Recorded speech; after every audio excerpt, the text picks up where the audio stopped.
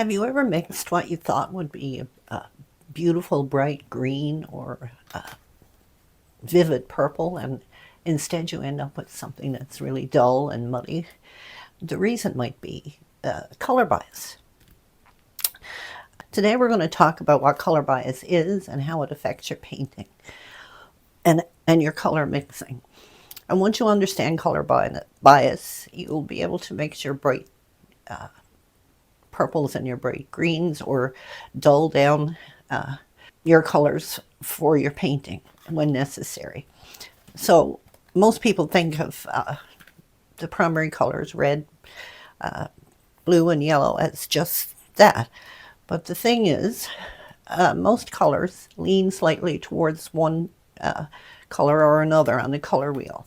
So for example, you have your primary blue, but you can also have a blue that leans a bit towards green or leans a bit towards the violet. A good example that I have on hand is yellows. So we have, this is cadmium yellow, medium, and it's a warm yellow. The reason it's warm is because it leans a little bit towards the red side of the color wheel. So you have more of an orangey yellow. And we have lemon yellow, and this yellow leans more towards the green side of the color wheel. So we say that the cadmium yellow has a red bias, red or orange bias, and the lemon yellow has a green bias. And you can see that when I put them side by side on the paper here. So this is the cadmium yellow, and this is the lemon yellow. You can see that this is much warmer, kind of leads towards the orange on the color wheel. So you have yellow, orange, and the lemon yellow is cooler because it leans more towards the green. And the same way with the other colors. You have reds that lean towards, excuse me, reds that lean towards, where am I? Towards the yellow side, so there'll be red, orange, and you have reds that lean towards the violet. So you end up with red violets. And the same way with the blue, you have blues that lean toward violet, you have blues that lean toward green. Why the color bias matters is if you're going to mix, like say you wanted to mix purple. So if we take our ultramarine and we want to mix a purple, so most people would grab a red because red and blue make purple. So this one is cadmium red medium, and cadmium red medium is a warm color. It leans slightly towards the orange on the color wheel. Ultramarine blue is also a warm color. It also leans slightly towards the red on the color wheel, and that's why most people use this as the base for their purple. But see what happens when we have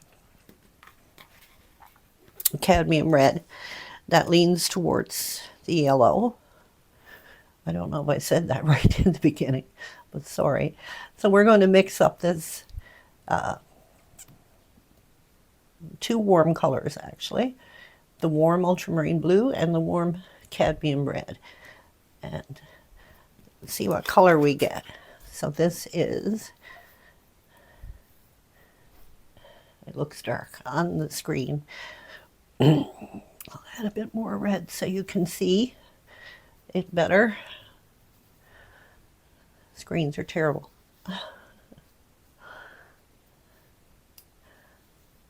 Here you go. So that's kind of a dull down purple or violet or whatever you would like to call it. But to get the brightest purple, you would take your ultramarine, which leans a little toward red, and your a cooler red like quinacridone magenta. And you can see the difference.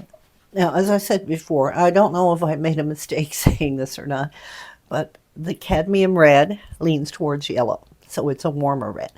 The quinacridone magenta leans towards the violet on the, or the blue, I'm sorry, on the color wheel.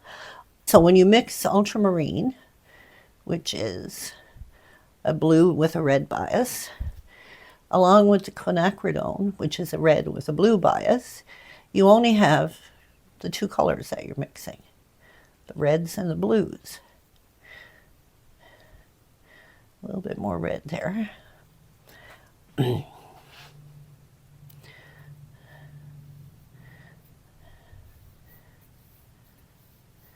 a much more vibrant purple. And the reason this one was dull was because we mixed the cadmium, which has a yellow bias, with the ultramarine blue, which has a red bias. So basically, you're mixing all three primary colors together, and when you do that, you tend to get a dull, muddy color. And if you're confused a little bit about that, you can see that, let's see here. So the complement of blue is orange, right? And cadmium red leans a little toward the orange. When you mix a color with its complement, it tends to tone it down, desaturate it a little bit, make it less brilliant, less vibrant. That's the word I was looking for. And so most colors do have warms and cools based on what they lean towards on the color wheel. So for example, we already went through the cadmiums. Cadmium yellow medium and cadmium yellow deep are both warm colors, and when you compare them to the lemon yellow and the Hansa yellow, you can see that these are warm and these are cool. And it's the same way with the reds. Cadmium red medium is a warm color. Pyrrole red, is, although it's deeper, is still warm. And when you compare them to the quinacridone magenta and the permanent rose, you can see that these lean more towards the blue, purple, violet side of the color wheel. So they're cooler. And I did up all these charts because I like to swatch out my colors and make note of any new colors that I get. And I usually do that in this kind of book. It's a cheap watercolor book, and I keep all my swatches along with the names of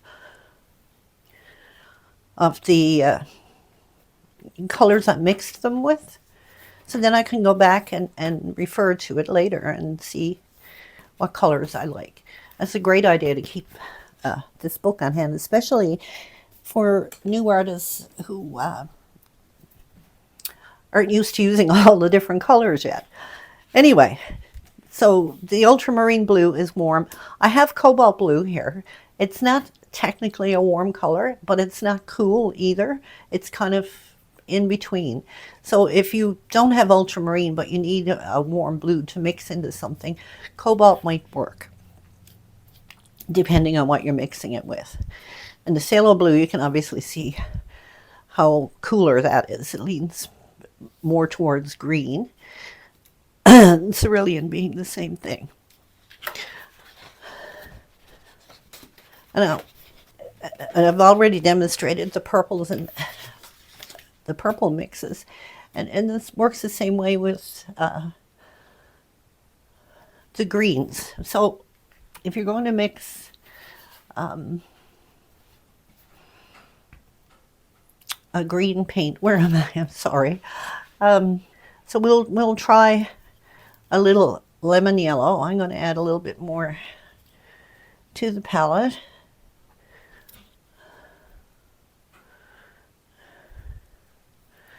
And I may have to struggle with this one. It's an old tube and they're hard to get off. There we go. This is phthalo blue, and it's the green shade of phthalo blue. Phthalo blue will come in phthalo blue green shade and phthalo blue red shade. This one is the green.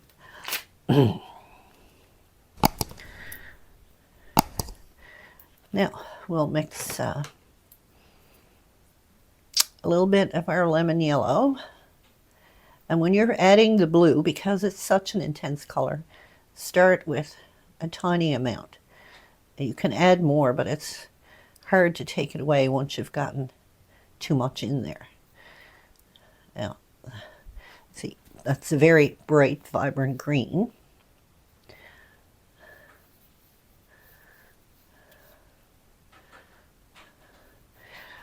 And it works really well. But now if you were to take, let's say, ultramarine,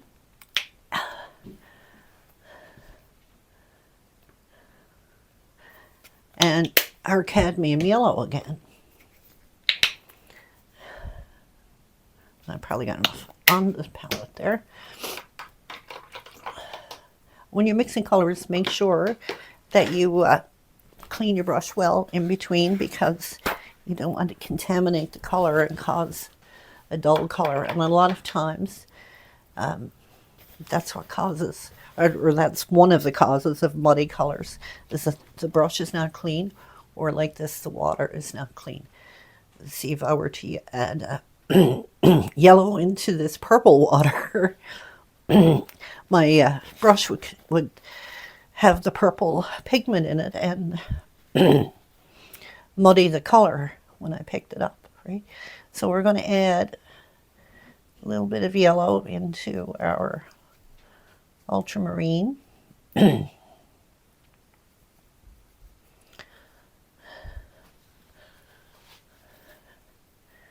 And you can see how much, oh, wrong yellow. You can see how much duller that is already. And it mix up a little bit more.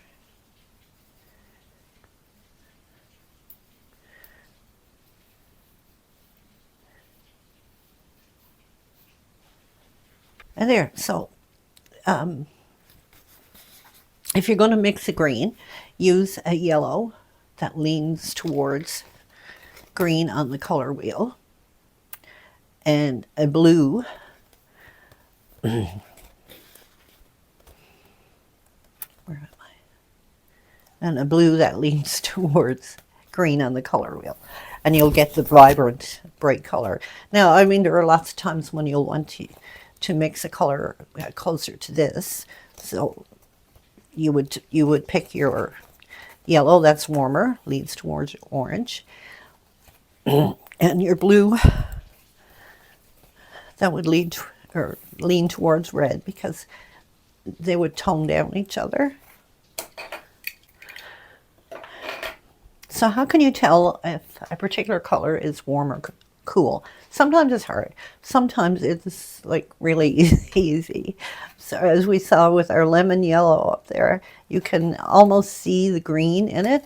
So we know it's like a yellow-green. Anything that leans toward the green-blue side is cool.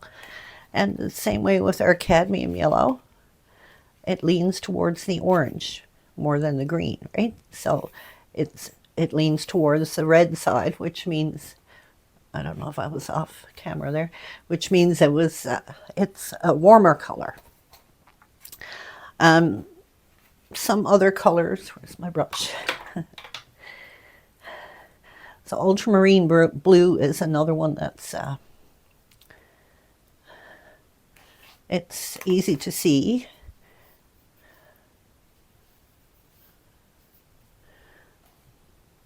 So it's blue, but you can tell by the color wheel that it leans more towards the violet red side than it does to the green side, right? Color wheel is great for that kind of thing. And if you're still having trouble, there is another little trick that you can try, and I'm going to get some more.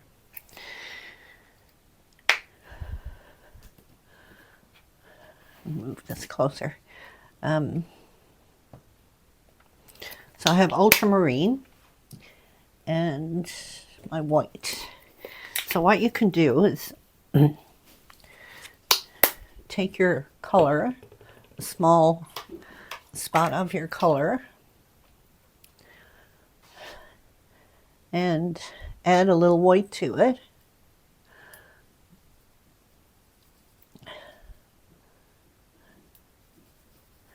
And then when you splotch it out, you can see the purple color in it. Not all colors will work as well, but it's a simple, quick way to tell. Color bias might sound confusing at first, but the more you work with colors, the more you mix your own paint and pay attention to which color is warm or cool, and get yourself a color wheel that can help with that. And don't forget to write down or swatch all your colors in a book and write down the mixing recipes for them. That's what I call my book, a color mixing recipe book. Anyway, this is why you'll get dull colors and vibrant colors. And the one thing to remember as you go along mixing is if you're mixing two colors and one or both lean towards another color on the color wheel, make sure you're not mixing all three colors all three primary colors together. So if you want a vibrant green, you mix a yellow that leads toward green, or blue, I guess, and a blue that leans towards yellow. So all you have mixed in there is the blue and the yellow. If you mix a yellow that leans towards red with a blue that leans towards green, now you have three primaries together, and you're going to get a duller color like this one. Anyway, I hope that was a bit clearer than mud. Sometimes I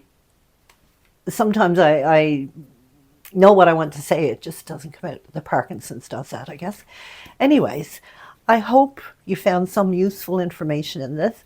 I will have a blog post up with all of these color charts that I made that you can print off and save for future use. And if you found this video helpful, please like and subscribe and click the little bell so you'll get notified of future videos. Thanks for watching. Have a great day.